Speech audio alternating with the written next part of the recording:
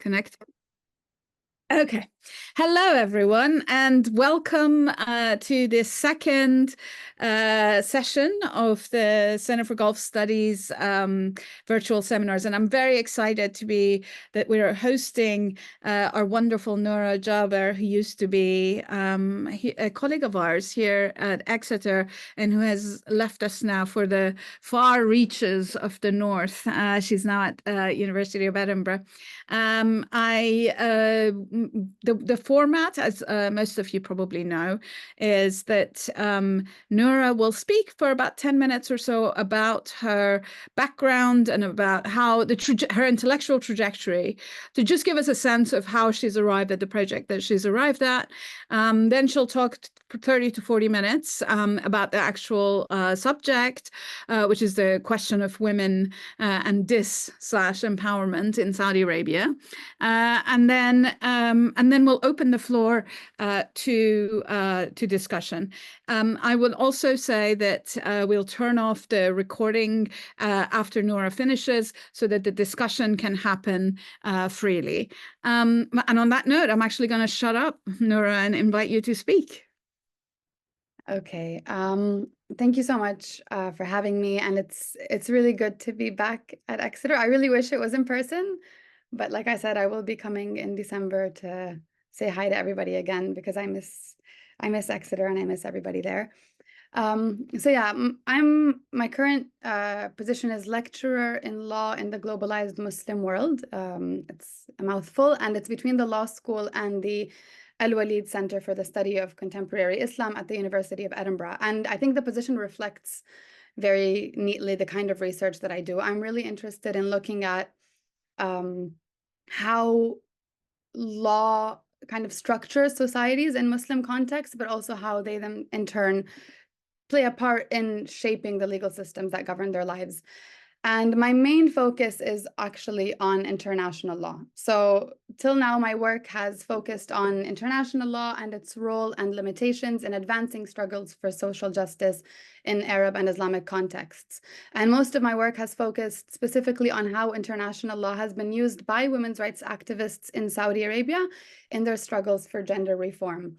I looked, my PhD thesis looked at how women had used international law, but also not used international law to challenge the former ban on driving, but also to challenge the male guardianship system, which is essentially a legal framework that required women to obtain the permission of a male relative before carrying out various activities like travel, marriage. It used to be also study, work, obtain healthcare. And now it's really limited to marriage and to travel below the age of 21 for women. So I was really interested in how Saudi women were challenging those forms of discrimination and whether international law was useful to them in doing so. So in the research, I looked at different forms of activism to understand some of the strategic choices that Saudi women were making around international law. And I thought it was necessary to make an analytical distinction between what I call the global-facing activism and what I called local-facing activism.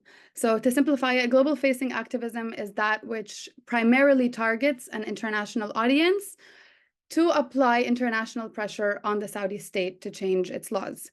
In their global-facing activism, I found that they did engage quite a bit with international law, with UN institutions, and with international organizations.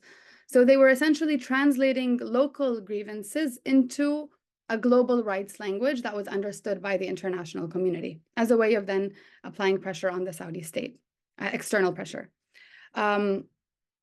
Although Saudi's women's global-facing activism is what has received the most media attention in both media and scholarship, actually, but this was really just one small part of their activism. So I was much more interested in their local-facing activism, which is much more developed and I thought significant and helpful for understanding local rights discourses.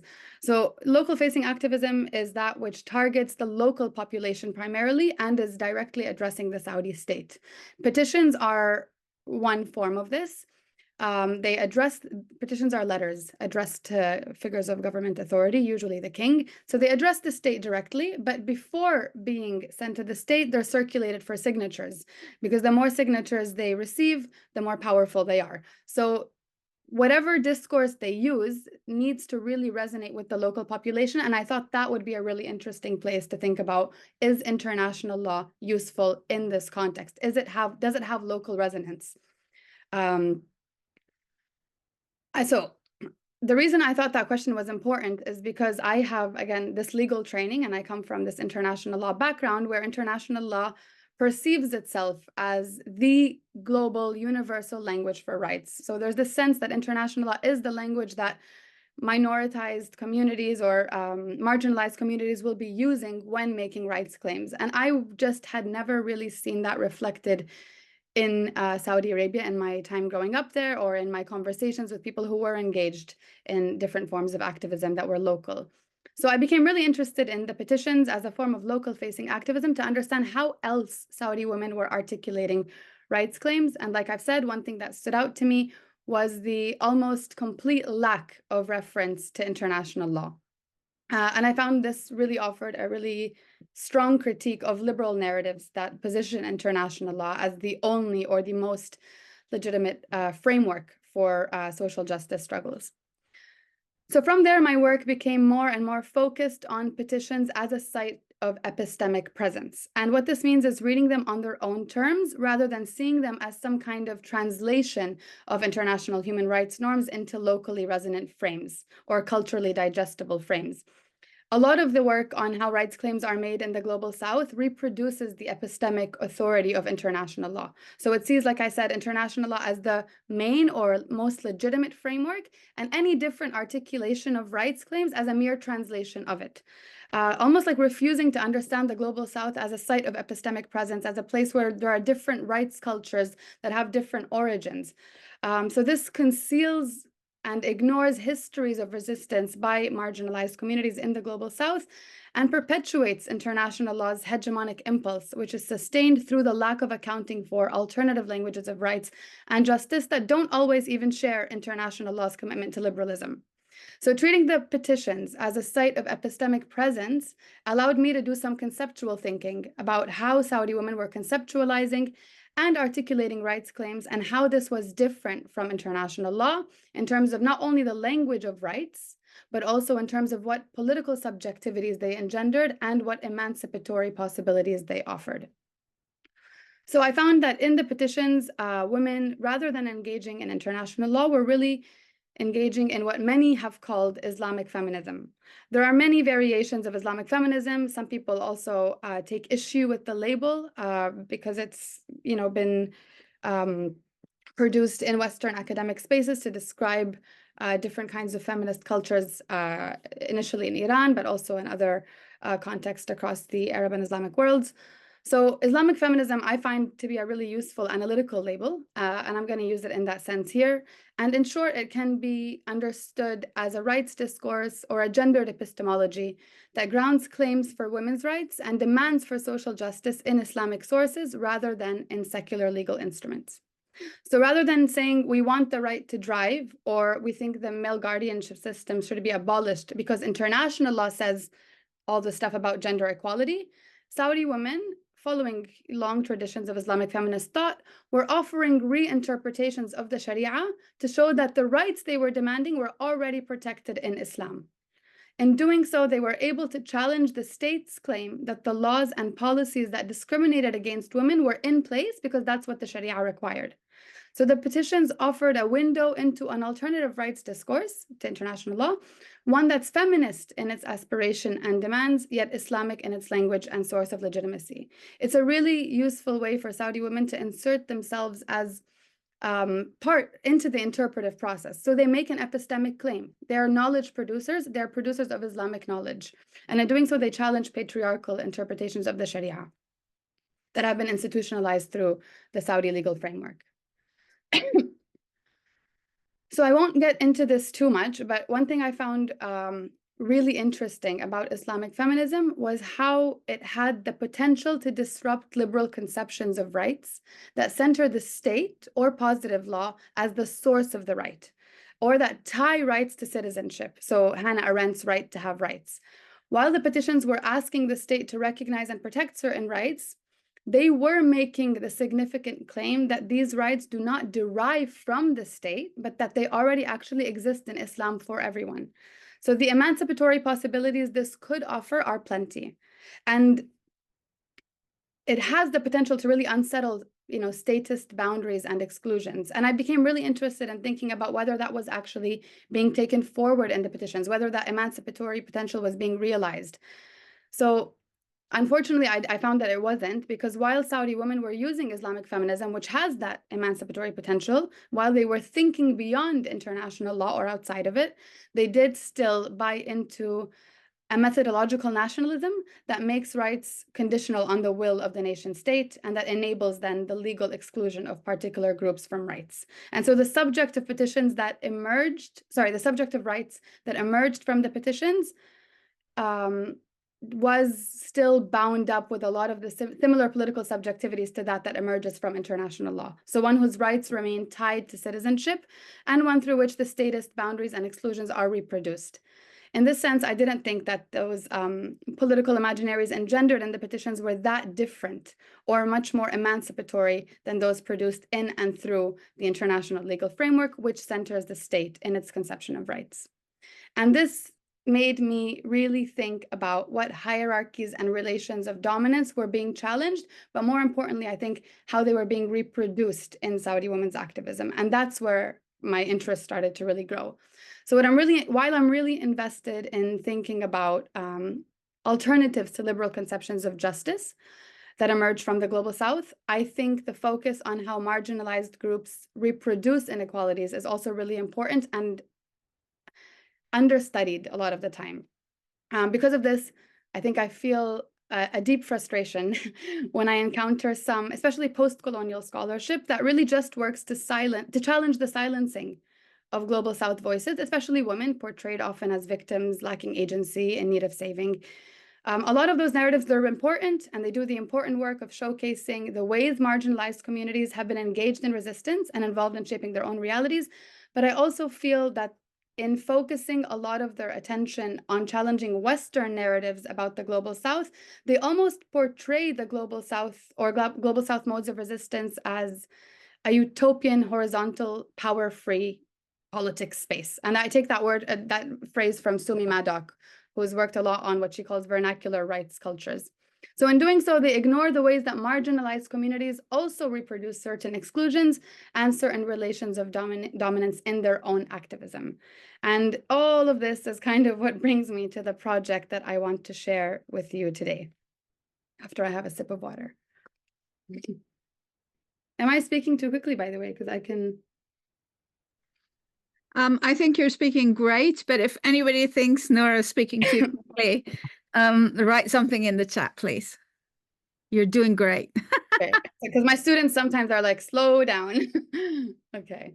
Yeah, I'm always told that too, so enjoy.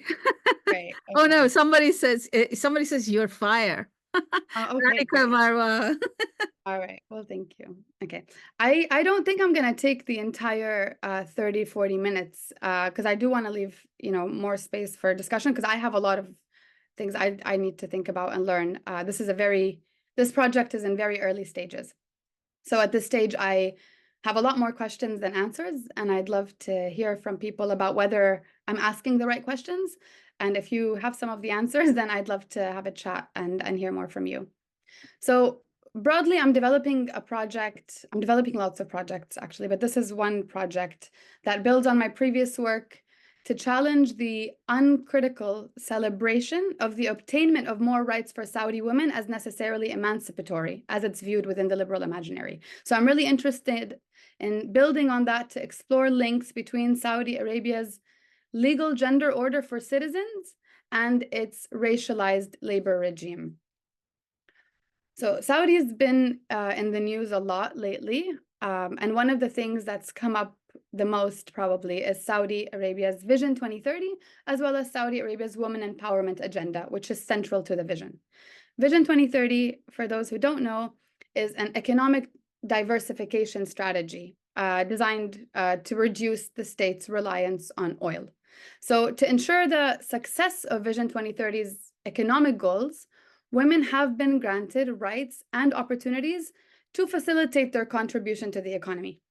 The state has completely reshaped its construction of the Saudi woman. So the days when Saudi women were relegated to the domestic sphere, constructed as mothers and caretakers of the home, those days are gone. The ideal Saudi woman is now, as she's constructed, is an active participant in the nation's economy. So the neoliberal state feminism that underpins Vision 2030 equates women's empowerment with their potential as productive economic actors. The empowered Saudi woman is one who accumulates rights and opportunities granted by the state, which enable her to flourish within a capitalist market economy. As part of this, the state has opened up more job sectors for women. It's enacted labor law reforms, such as protection from employment discrimination. It's also implemented reforms to improve women's rights more broadly, such as granting women the right to drive in 2018, implementing anti-harassment laws, and reducing the scope of the male guardianship system so that now women's male relative cannot prevent her essentially from working, from studying, from traveling for work. I mean, it's really like when taken all together, it really becomes clear that this is to enable women's participation in the workforce. So the state has gone to great lengths to promote these reforms and advertise them as purely top-down initiatives, including by enacting repressive measures against activists who had been involved in campaigning for these reforms for decades. In promoting a very top-down neoliberal discourse of women's empowerment that centers the individual and their economic prosperity, the state has asserted itself as the primary agent for progress in the face of a society that's portrayed as traditional and backward and resistant to change. So these reforms are portrayed as being top-down state initiatives that is, because society doesn't know what's good for it, the state has to step in. And for this, the state has been globally celebrated. And this is no surprise. The gender reforms announced by the Saudi state and formulated with the help of major consultancy firms like McKinsey largely align with the United Nations Women Empowerment Agenda, which adopts a liberal model of gender equality that works to empower some ambitious women without, of course, challenging these structural inequalities that disempower others. So some international media, I have to say, has challenged the top-down narrative by highlighting the role that Saudi women have played in campaigning for these reforms. And like I said earlier, while accounts that amplify the voices of marginalized groups like Saudi women, and challenge the narratives that portray them as purely passive victims. Those are important, but I really think it's necessary, and this is what I want to do with this project, to think about how Saudi women's activism has been implicated in the strengthening of a women's empowerment narrative that itself is very exclusionary. So I'm very interested in how Saudi women have not only challenged and negotiated, but also how they themselves have reinscribed the state narrative and its material structures of domination. And there's a whole conversation we can have about why, is this strategic, blah, blah, blah. We can have that conversation. And we can also have a conversation about the difference between strategy and tactics that I think could come up later to think about some of the implications of that kind of way of thinking. So what I'm really interested in with this project is who has been excluded and further marginalized by these reforms. In a short article I recently wrote for Jadaliya, I don't know how many people saw it, but I say that what's obvious from celebratory accounts, whether of the Saudi state or even of Saudi women's activism, is that gender reforms in Saudi Arabia, so I was checking whether I've disconnected. Yeah, what's obvious from these celebratory accounts is that gender reforms in Saudi Arabia are almost always discussed in relation to Saudi women, leaving their implications for non-citizens invisible.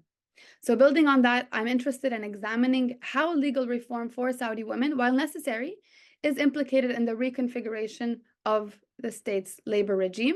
And I want to think about what effects this has on the reproduction of material inequalities that are invariably racialized and gendered.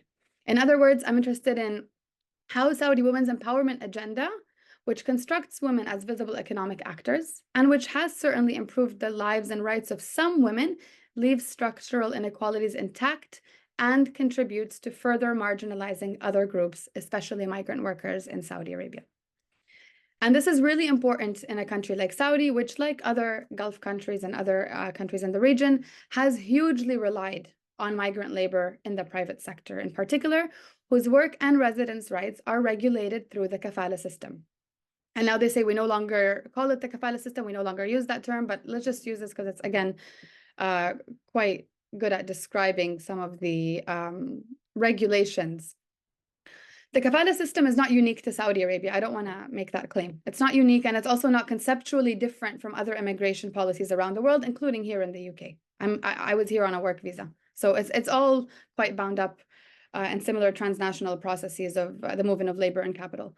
But I'm interested in how the kafala system or how labor laws in Saudi become entangled with and produce specific racialized and gendered particularities, and how these are now changing as the state has these new reforms. So the kafala system ties a non-citizen's legal residence in the country to their employment. This means that a reconfiguration of worker demographics can have very serious material and affective implications for migrant workers and their families. Based on some very preliminary research I've done, I'm seeing an emerging link between the increasing number of Saudi women in the workforce and the effects that's having on the lives and livelihoods of migrant workers. The government measures to increase the inclusion of women in the labor force means that positions, particularly lower income and customer-facing jobs, that were previously occupied by migrant workers, usually men, are now being filled by Saudi women. Given the structural constraints of the kafala system, the resulting unemployment of migrant workers in some sectors may have far-reaching consequences for them. Migrant workers who previously occupied positions that are now being offered to Saudis will be forced to find another job that allows them to stay in the country, or potentially be forced to leave the country where they're unable to do so. Some may stay illegally, forcing them into more exploitative, precarious, and informal work sectors, and all the dangers that comes with that. Their only way out of this would be to declare themselves and their presence in the country, which of course may result in detainment, deportation, potential repayment of visa fees and other fees incurred by previous employers or hiring agencies. So if migrant workers in Saudi are exploited, undocumented and illegal migrant workers are doubly exploited and at risk of serious danger. Also, I think it's really important to remember that many migrant workers who've lived in Saudi Arabia for decades, for them, losing a job and having to leave would mean having to rebuild entire lives and communities in home countries that they may no longer have links to, or may never have actually had links to, because some have been there for generations. So children of migrant workers, for example, born in Saudi, may have never had a connection to those home countries at all. So what are the implications for them? I'm very aware that the kafala system or the effects of the kafala system and of these reforms will not be uniform for all migrant workers. You know, some are treated differently. Migrant workers are treated differently and have access to different job sectors depending on where they're from, what passport they have, what level of education and training they have. So that's really something I want to also unpack. And this means the effects will be different, for example, on those with global north passports or on Arab migrant workers coming from the Levant or Egypt than it would be on South Asian migrant workers who usually work in harsher and more exploitative conditions, such as the construction sector or domestic work. So I think it's really important to pay attention to how these legal frameworks interact with global flows of labor and global flows of capital to produce unequal social relations. It can't be, migrant work in Saudi cannot be understood in isolation from that. And also another thing that I want to think about with this project is how the gendered nature of domestic work might be affected. So there will be shifts that affect women in particular ways. More migrant women may be pulled in to fill the emergent domestic care gap that has previously been occupied by Saudi women. So I also want to be clear, because I had a conversation with so when I just want to check something. Yeah. When I published the Jadaliya piece, I had a Saudi activist reach out to me who, felt that maybe some of the things I said there were a bit hard to digest, that, we Saudi women, as I said, have been making some of these strategic decisions, and that maybe this was a bit harsh. And also that not all Saudi women, of course, are equally benefiting from these reforms. So I do want to be clear that not all Saudi women benefit equally from these reforms, and some are seriously disadvantaged by them. One thing that animates my work is that in many ways, women's empowerment is a process actually through which the state grants women legal protection from certain forms of domestic patriarchy to make them more readily exploitable and complicit in the exploitation of others in the labor market. So I really do in this project want to explore some of the nuances around this. And another reason I think this project is important is because I think when Saudi Arabia declares certain changes it's making, or when it advertises these visions, it's just not taken seriously. People think these are just PR moves that have no material effects on the ground. And I think that kind of way of not taking the Gulf or Saudi seriously, when it says it's going to do something, just adds to the concealment of existing and new forms of marginalization. So, oh, we don't believe they're actually empowering women. No, they are empowering some women at a very real cost to other women, but also at a very real cost to migrant workers. And that's something that gets missed in these narratives that just seem to dismiss everything as just PR. So that's another reason I thought this project was quite important and why I wrote the Jadaliya article. So I'm going to end very shortly, but I think some of the questions I want to open up with this project are, how has the expansion of legal rights for Saudi women been implicated in the production of new forms of marginalization, particularly as they affect migrant workers? More broadly, I want to ask what emancipatory possibilities are foreclosed when struggles against discrimination remain limited to the bounds of a legal system that itself is predicated on the production of material inequalities that are invariably gendered and racialized. And this links to a broader question around juridification of justice that I work on with a colleague, Tor Creever at Cambridge. So we think about whether demands for legal rights are necessarily implicated in the production of social hierarchies by virtue of their engagement with legal structures that uphold capitalist social relations. This is a view of law that views law as a tool that serves capitalist interests, and people will disagree with that, but that's my view. I see law as a tool for power, also a site of contestation, but one that is ultimately so embedded in capitalist social relations. And a couple of final directions I'm thinking about taking the project in, which again, I'd love to hear from people about, is what can Saudi feminism or Saudi women's movements learn from other struggles that have refused to buy into a politics of recognition and that have worked to dismantle exclusionary notions of citizenship and borders? What spaces are there for fostering solidarities between Saudi citizens and migrant workers to work towards more emancipatory futures for everyone? Are there lessons to be drawn from other contexts? I'd love to be directed to some of those. And I think I'll leave it there. I'm happy to answer questions about any of my work, whether this work or some of the work I mentioned I've already done. And to really, if anybody is working on something similar, I'd actually love to hear from you as well. Thanks so much. Recording in progress. Just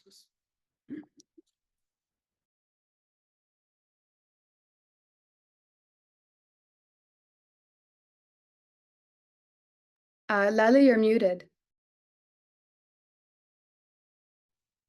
Can you hear me now? Yeah. Just 1 second.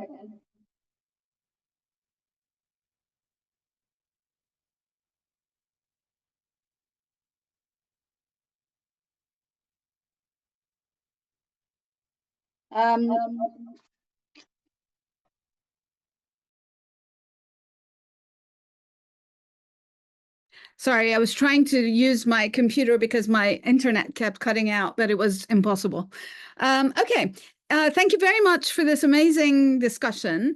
I'm going to stop the recording now so that we can have a discussion just freely. But can I ask you, please, to put your Jadaliya article in the chat, because I think one of the attendees asked.